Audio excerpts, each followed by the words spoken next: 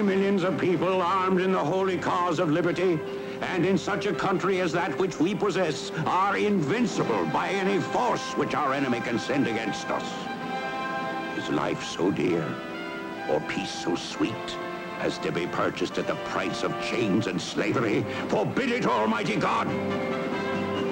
I know not what course others may take, but as for me, give me liberty, or give me death. Patrick Henry's voice was the call to a nation's soul. The voice of the people was more down to earth. And there was Captain Washington and gentlefolks about him. They say he's grown so tall, proud he will not ride without him. Yankee Doodle, keep it up, Yankee Doodle dandy. Mind the music and the step, and with the girls be handy.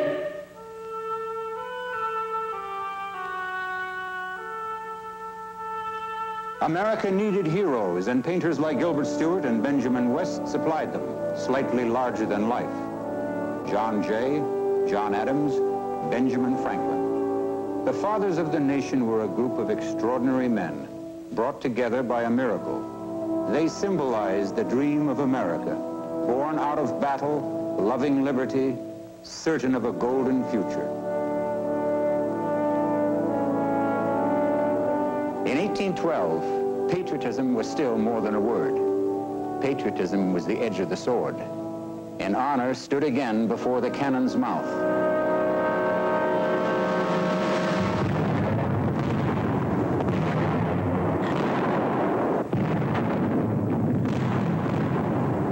When all else failed, war was still a heroic expression of the nation's will. Painters Thomas Chambers and Fitzhugh Lane glorified it, while Henry Clay rationalized it. Every act of noble sacrifice to the country has its beneficial influence. A nation's character is the sum of its splendid deeds. They constitute one common patrimony, the nation's inheritance. But the glory would begin to fade when war became as much a matter of machines as of men.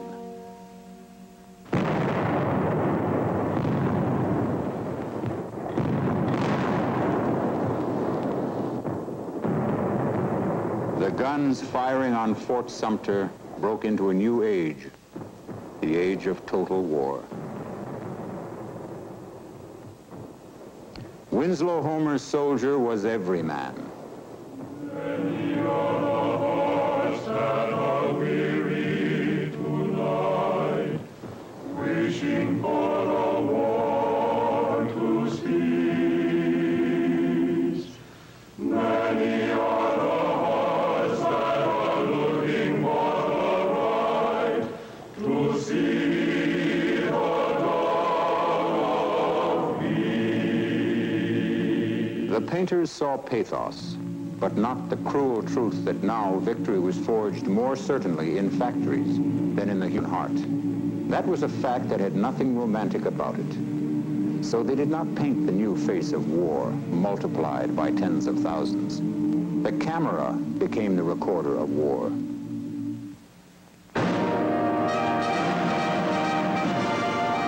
It contrasted grimly with the singing of the bold spirit never stilled. The poet Alan Seeger spoke for heroes. I have a rendezvous with death at some disputed barricade. When spring comes back with rustling shade and apple blossoms fill the air, I have a rendezvous with death. When spring brings back blue days and fair. Much that was innocent died at Belleau Wood and in the Argonne forests.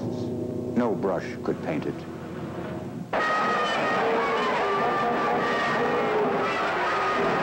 Victory, when it came, seemed hardly real. George Luke's Armistice Night celebrated the end of a nightmare.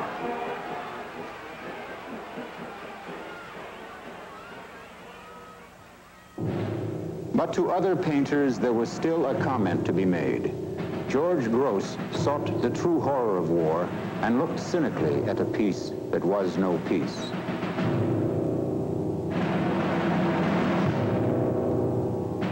Ben Shahn saw the human waste of the war that inevitably followed. Another painter, Jack Levine, saw irony in war. When I got out of the Army, I painted a picture called Welcome Home. I had come back and I saw all these posters, Welcome Home Sam, Welcome Home Luigi, and it seemed to me I had to take up the reins as a social satirist, which I thought myself to be, so I thought I would welcome home a general. There seemed to be nobody to make this sentimental gesture to him.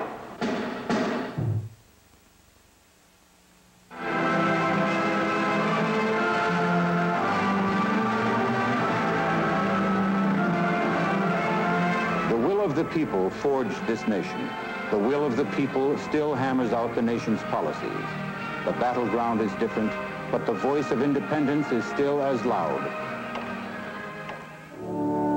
Nearly 200 years ago, John Trumbull painted in the spirit in which Thomas Paine had spoken. Tyranny, like hell, is not easily conquered. Yet we have this consolation with us, that the harder the conflict, the more glorious the triumph. It was the noblest concept pursued with the greatest dignity. It was no less than a government of the people, by the people, for the people. It was a democracy, and every man's voice could be heard through his representative. In 1822, Samuel F.B. Morse respectfully made exact portraits of each congressman. Wait for the wagon, wait for the wagon, wait for the wagon, and we'll all take a ride. Soon, George Caleb Bingham saw the vigor, the noise, the thrill of the blood sport in the county election. Politicking as a business had already begun. By 1848, Richard Woodville could record wheeling and dealing as an old American custom, but the bargains made in the oyster house were only the beginning.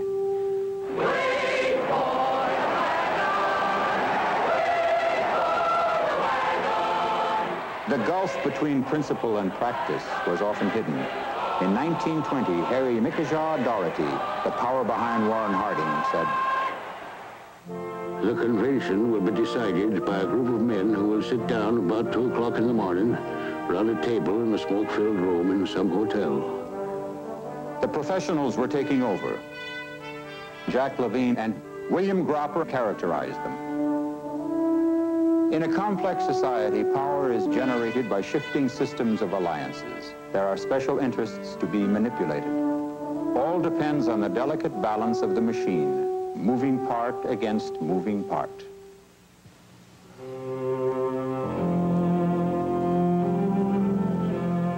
There were years in our history when interest was matched against interest. Years of struggle, years of violence, of fear and misunderstanding. To the painter Ben Shahn, the case of Sacco and Vanzetti meant this. To Bartolomeo Vanzetti, the jury's verdict meant this. Now we are not a failure.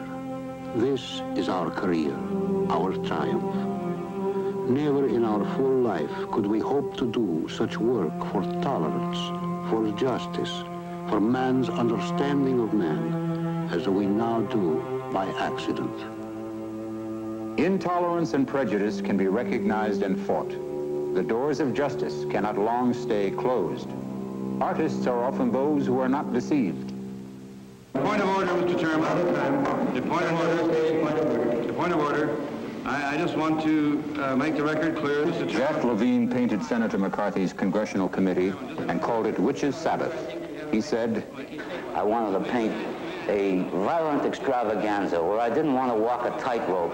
Here I felt I had found an area in our society where there is nothing good to be said. The painting of Birmingham, 1963, had a quite different development. I saw a picture in the New York Times, a photograph on the front page of Negro people down south being menaced by dogs.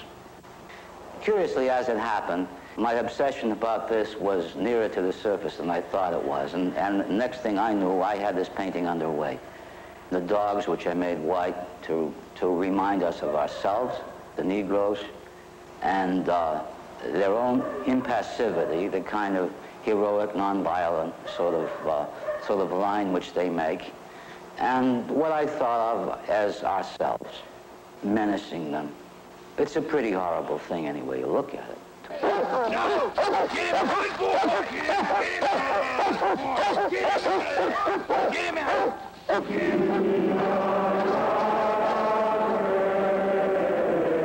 I once said that the artist must sit in judgment. I think that every decently motivated person must sit in judgment.